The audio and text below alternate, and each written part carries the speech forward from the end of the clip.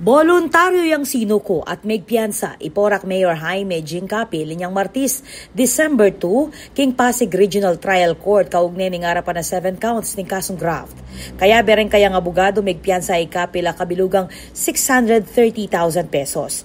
Makasadya ing arraignment at pre-trial ning alkalde king December 11. Dinikdik ng Kapil na eya sasalikot at balaos na kanong irespeto ing mimira la proseso ning batas. Pesal amata na lang Kapil, reng kayang pamilya, kakaluguran at reng talasuportang balaos ama na lakaran para kaya. At atanda na ninyang April 2025, pepalwalyang desisyon ing Office of the Ombudsman na mag-dismiss kang Kapil, uli ning gross neglect of duty, kaugnay ning operasyon ning Pogo Firm a Lucky South 99. Sumangin na niti, pasibayang mihala li Kapil bilang alkalde naman inyang May 2025 elections.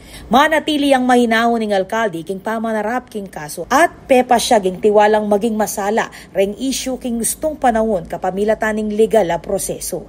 Ako po, Patricia Mamangon para King News Force Pampanga. Balitang tutuking Balen, susuyo.